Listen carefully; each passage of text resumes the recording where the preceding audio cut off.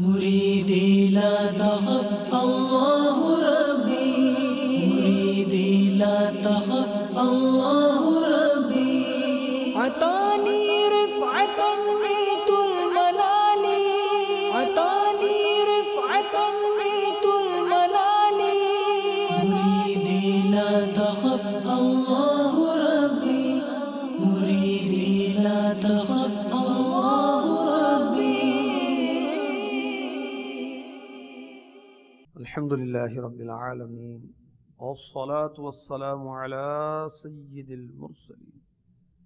أما بعد فأعوذ بالله من الشيطان الرجيم. بسم الله الرحمن الرحيم.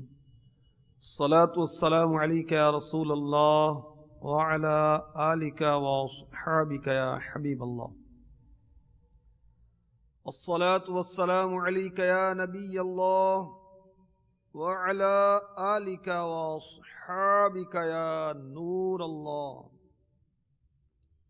مسلم شریف میں ہے، فرمان مصطفیٰ صلی اللہ تعالی علیہ وسلم جس نے مجھ پر ایک بار درود پاک پڑھا، اللہ عز و جل اس پر 10 رحمتیں بھیجتا ہے.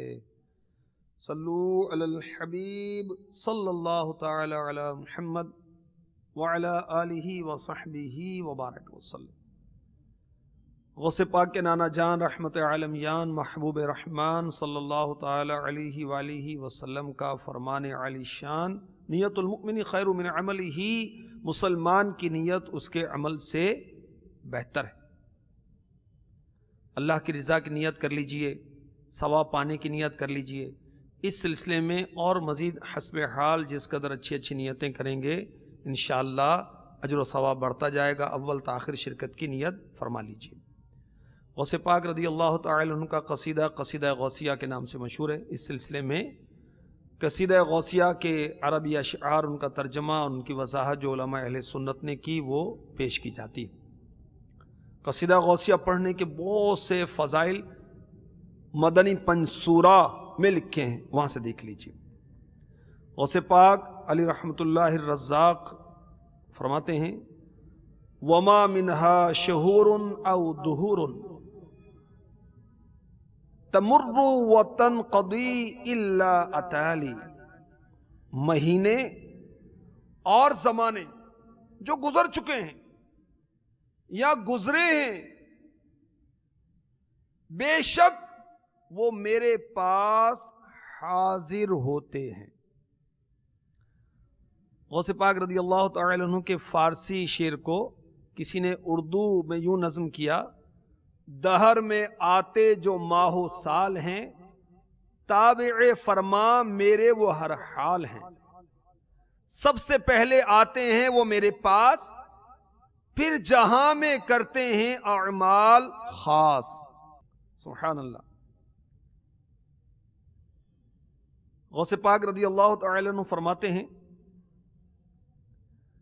کہ آفتاب طلوع نہیں کرتا جب تک مجھ پر سلام نہ عرض کر لے.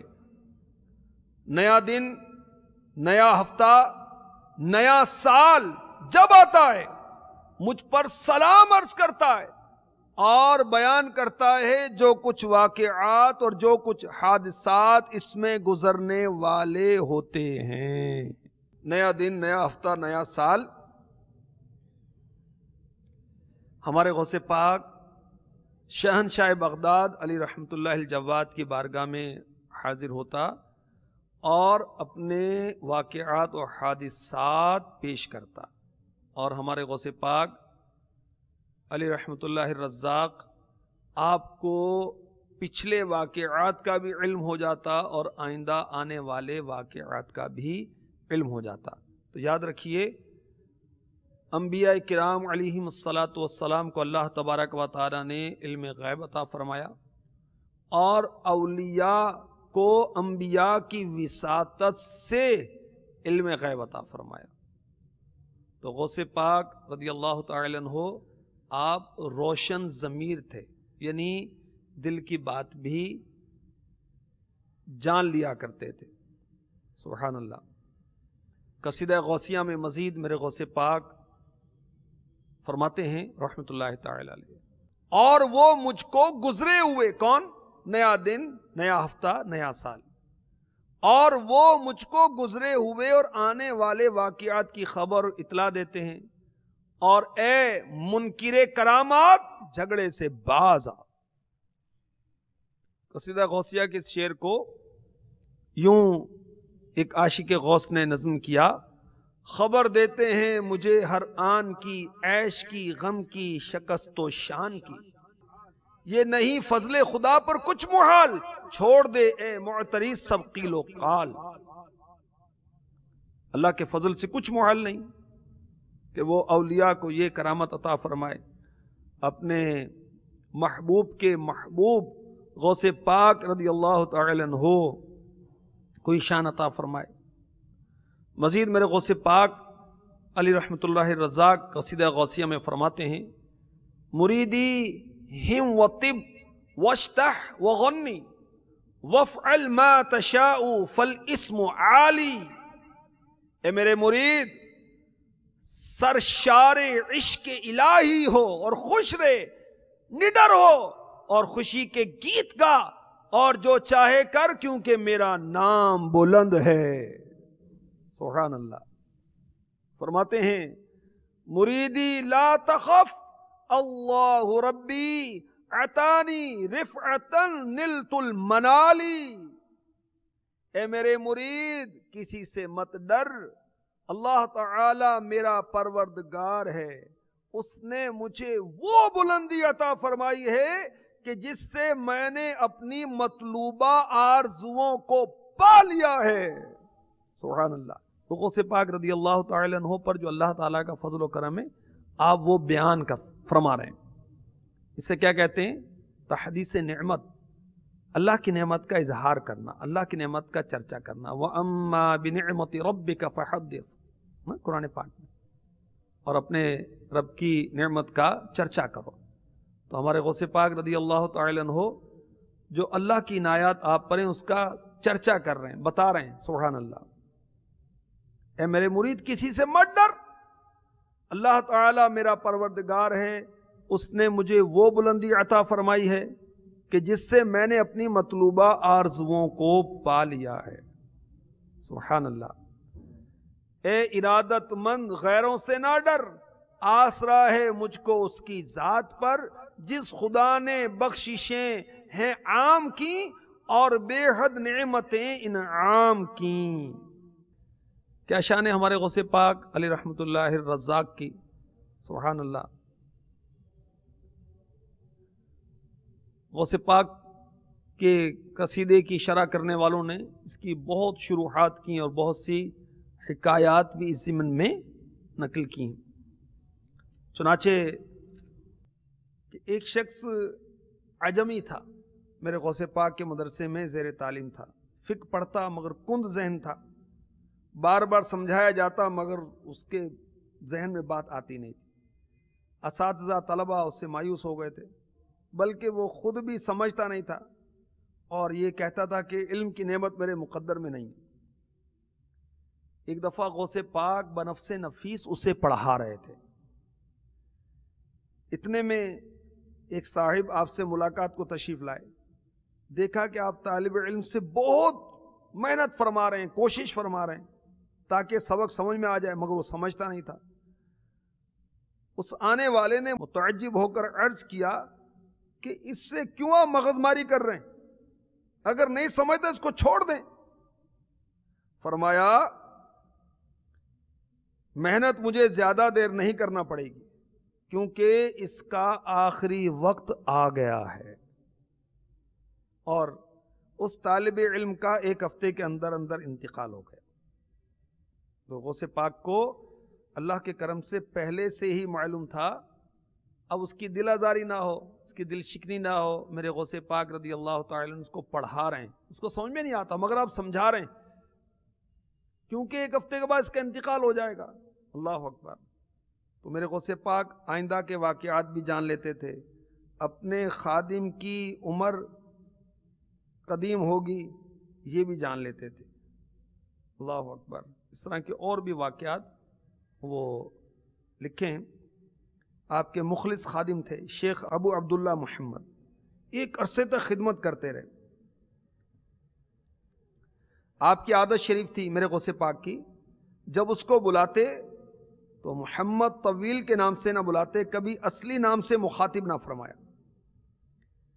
ایک بار شیخ ابو عبداللہ محمد نے عرض کی، حضور میں تو تمام خدام میں پستہ قد اور چھوٹے قد والا ہوں، لیکن آپ مجھے طویل کہہ کر پکارتے ہیں، اس کی وجہ سمجھ میں نہیں آتی. میرا قد چھوٹا ہے، آپ کہتے ہیں کہ بلند تو آجا، اے طویل، اے لمبے تو آجا. فرمایا اس میں سمجھنے کی کون سی بات ہے؟ تو طویل العمر ہے، تیری عمر لمبی ہوگی اس لیے میں تجھے طویل کہتا ہوں. تو طویل الاسفار ہے، تو لمبے لمبے سفر کرے گا، اس لیے میں تجھے محمد طویل کہہ کر پکارتا ہوں. یہ سن کر وہ خادم خاموش ہو گئے. بات آئی گئی ہو گئی، مگر بعد میں آپ کا یہ ارشاد پورا ہوا. شیخ ابو عبداللہ محمد نامی آپ کے خادم خاص نے 137 سال کی عمر پائی، اور بلاد عالم کی، دنیا بھر کے شہروں کی، یعنی بہت کثیر شہروں کی اس نے سیاحت کی، سیر کی، سفر کیا. آخر کیوں؟ سبحان اللہ، میرے غوث پاک کا ارشاد تھا اور انہوں نے یہ پہلے سے بتا دیا تھا. سبحان اللہ. تو غوث پاک کو اللہ تبارک و تعالیٰ نے بہت شان و عظمت عطا فرمائی. آپ کو پیش کی اللہ کی جناب سے خبر ہو جاتی تھی، دن مہینے سال آ کر آپ کو بتاتے تھے واقعات اور حادثات. مزید فرماتے ہیں، مریدی لا تخف واشن فانی عزوم قاتل عند القتال. اے میرے مرید، تو کسی چغل خور شریر سے نہ ڈر، کیونکہ میں لڑائی میں اولو العزم اور دشمن کو قتل کرنے والا ہوں. سبحان اللہ. غوث پاک رضی اللہ تعالی عنہ اپنے مریدوں کی مدد فرماتے ہیں. چنانچہ خود فرماتے ہیں، جو کوئی مصیبت میں مجھ سے فریاد کرے یا مجھ کو پکارے تو میں اس کی مصیبت کو دور کر دوں گا، اور جو کوئی میرے وسیلے سے اللہ عز و جل سے اپنی حاجت طلب کرے گا تو اللہ عز و جل اس کی حاجت کو پورا فرما دے گا. اب ایک وہ مختصر واقعہ وہ عرض کر دیتا ہوں جو کہ غوث پاک کے حالات رسالے میں لکھا ہے. یہ بھی مکتبۃ المدینہ کا رسالہ ہے.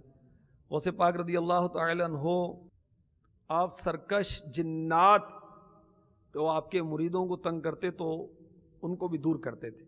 ایک شخص آیا، اس نے کہا میں اصبحان کا رہنے والا ہوں، میری بیوی کو اکثر مرگی کا دورہ پڑتا ہے اور کوئی تعویذ اثر نہیں کر رہا. غوث پاک نے فرمایا ایک جن ہے جو وادی سران دیپ غالباً سیلون کا رہنے والا ہے، اس کا نام خانس ہے.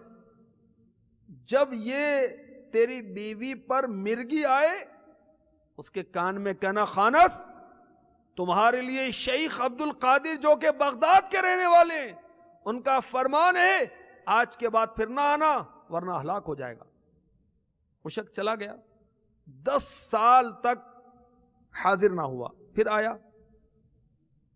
تو اس سے پوچھا تو اس نے کہا میں نے غوث پاک کے حکم کے مطابق عمل کیا، پھر اب تک میری بیوی پر مرگی کا اثر نہیں ہوا. سبحان اللہ.